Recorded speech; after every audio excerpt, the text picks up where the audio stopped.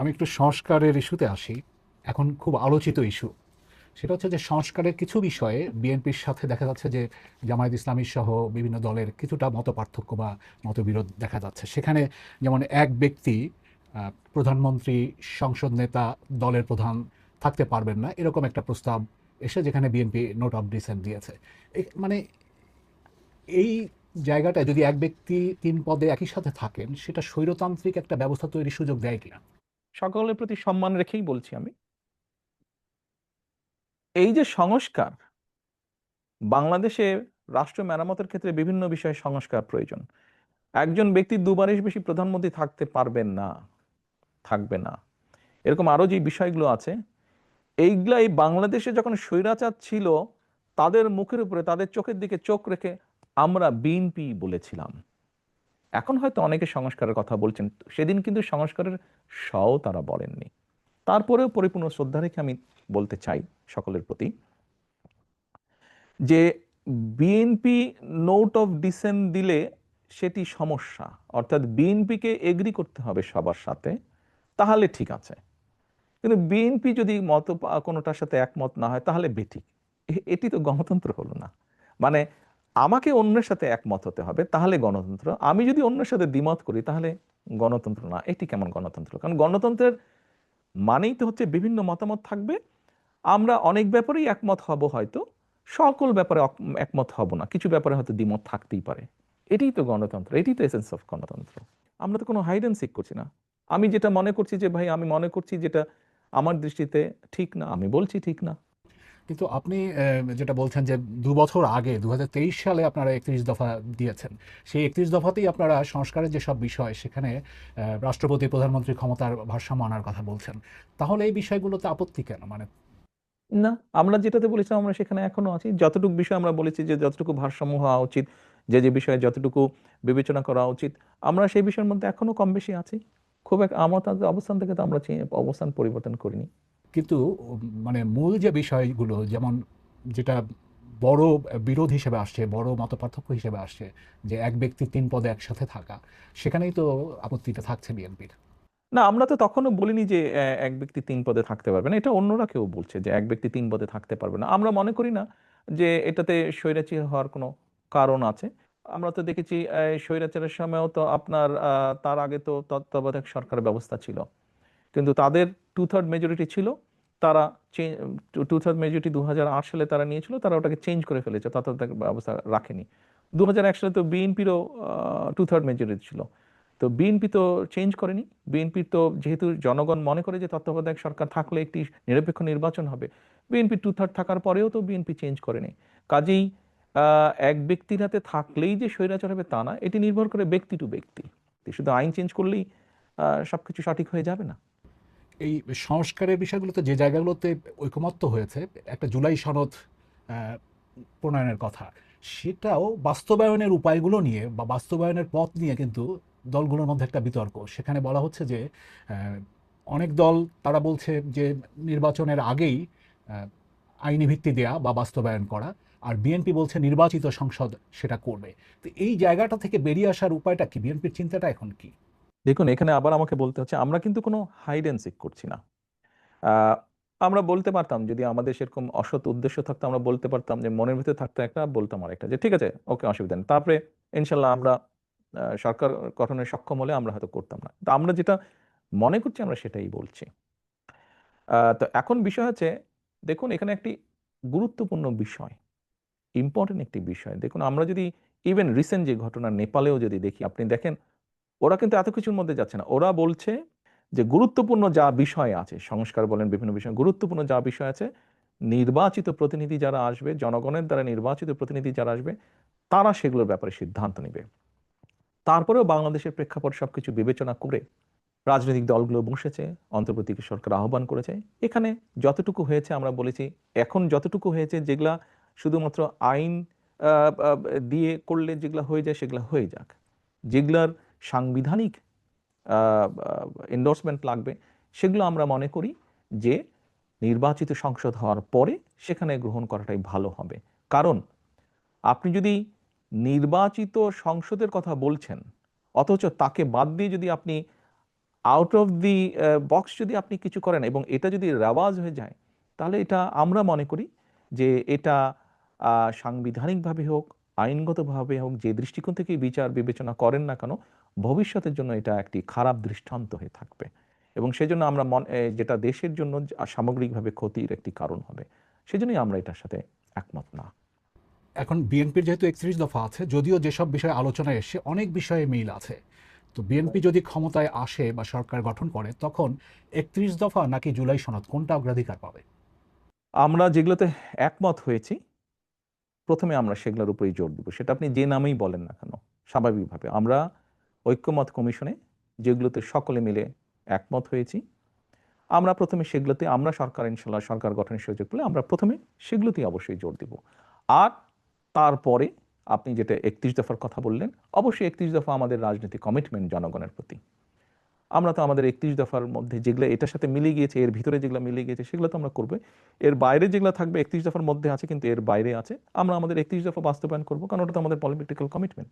এটাও যেমন political commitment, ওটাও আমাদের পলিটিক্যাল কমিটমেন্ট। এটা আমরা রাজনৈতিক দলগুলো মিলে একত্রিত হয়ে বলেছি, ওটাও আমরা অনেকগুলো রাজনৈতিক দল একত্রিত হয়েই কিন্তু 31 দফা দিয়েছি।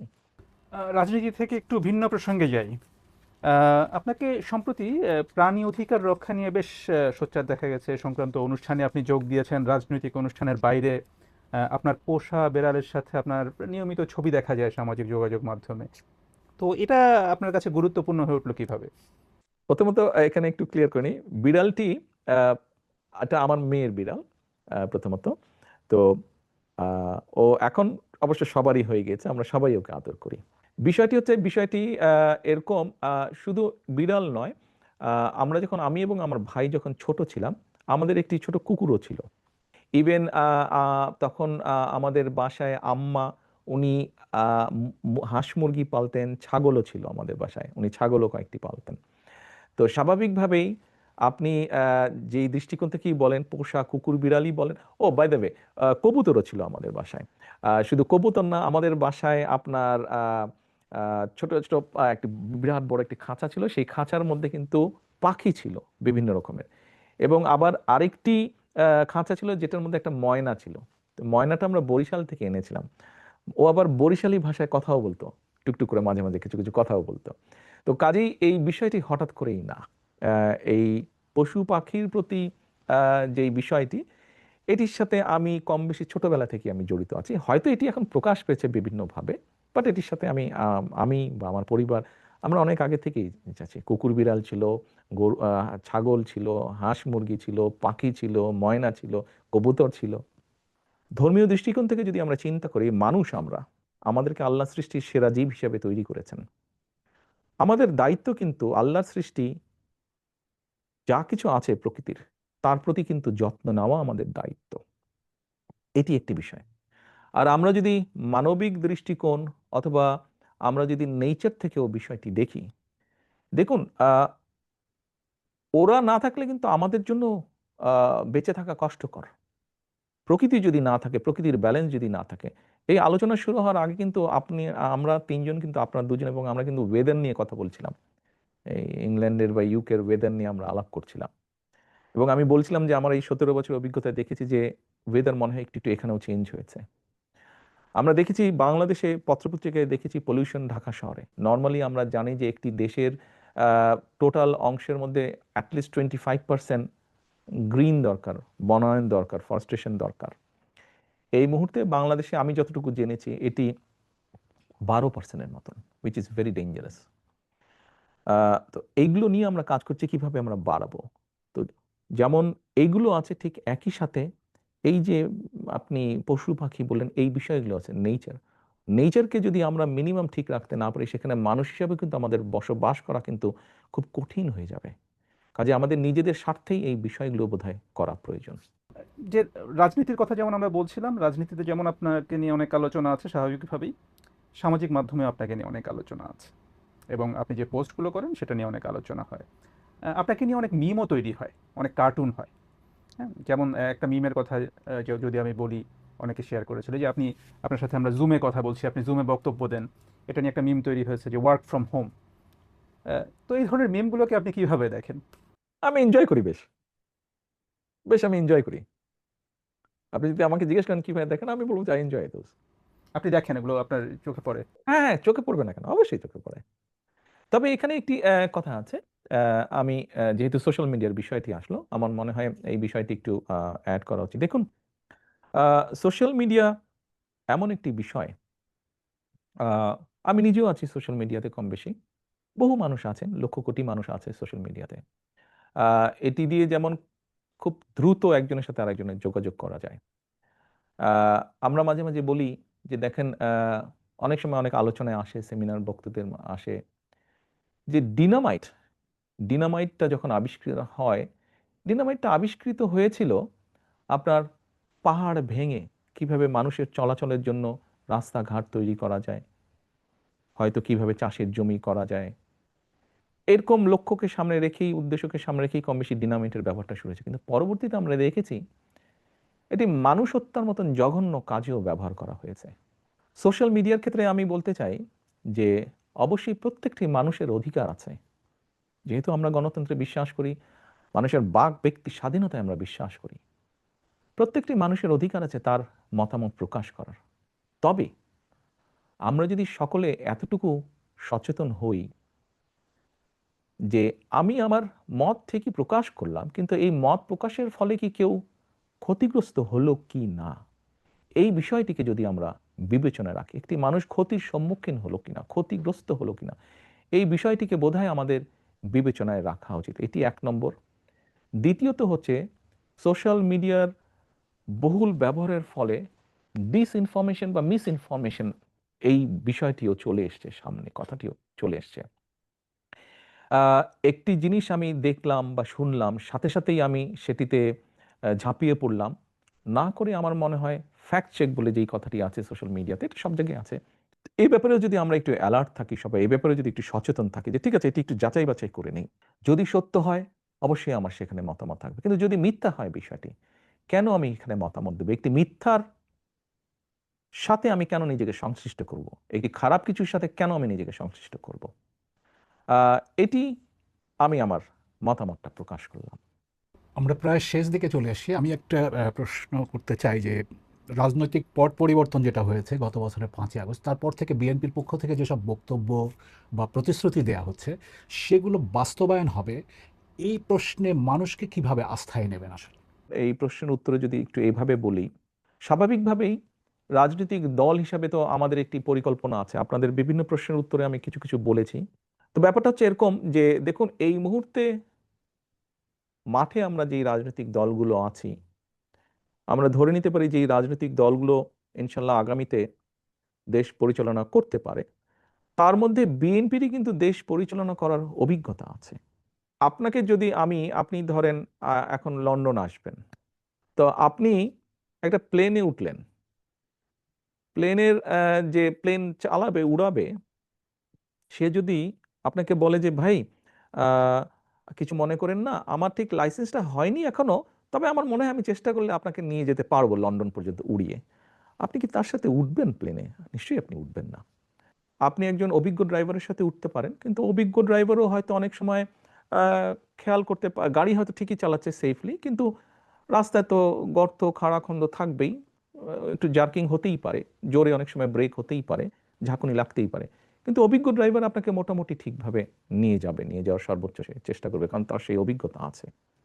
তো কাজেই আমরা যদি দেখি যে ভালো কাজ বা কমিটমেন্ট, আপনি যেটা বললেন বিএনপি করবে কিনা, আমরা তো করেছি। হতে পারে আমাদের দ্বারা কিছু ভুল ত্রুটি হয়েছে। আপনি একটু আগে একটা কথা বলেছিলেন, মানুষ তো অতীত থেকেই শিখে। ইয়েস, আমরাও দেখেছি, আম আমরাও অতীত থেকে অভিজ্ঞতা অর্জন করেছি, এক্সপেরিয়েন্স অর্জন করেছি যে ঠিক আছে, এই কাজটি এইভাবে করলে হয়তো ভুল হয়, এটি আমরা ভবিষ্যতে ইনশাল্লাহ করব না। বাট আমাদের অভিজ্ঞতা আছে। অভিজ্ঞতার আলোকে আমরা ভালো মন্দর যাচাইয়ের আমরা করতে পারবো। একই সাথে আমাদের কমিটমেন্ট আছে, যে কমিটমেন্ট দিয়ে আমরা ডেলিভারি করতে পারবো এবং আমরা ডেলিভারি করতে চাই। শেষ প্রশ্নটি করি তাহলে আপনাকে, এবং ভবিষ্যতের দিকে তাকিয়েই, যে বিগত সরকারের আমলে তাদের উপর একটা বিষয়, একটা বড় সমালোচনা ছিল যে মত প্রকাশের স্বাধীনতা এবং সংবাদ মাধ্যমের স্বাধীনতার উপরে হস্তক্ষেপ। আপনারা যদি ক্ষমতায় আসেন, সেক্ষেত্রে মত প্রকাশের স্বাধীনতা বা সংবাদ মাধ্যমের উপর দমন পীড়ন, এই বিষয়গুলো যে আর হবে না, সেই নিশ্চয়তা কি আপনি দিতে পারেন? জিএস পারি, একদম দিতে পারি। আপনি 2001 থেকে 2006 পর্যন্ত পত্রপত্রিকা খুলুন, আমি কারো নাম উল্লেখ করব না, কোনো পত্রিকার কথা উল্লেখ করব না, শুধু খুলে দেখুন কিভাবে অনেক খবর ছাপা হয়েছিল যার সত্যতা কিন্তু ছিল না, অপপ্রচার ছিল, কিন্তু অপপ্রচারটা কি সংবাদ হিসেবে চালিয়ে দেওয়া হয়েছিল। আপনি কি শুনেছেন?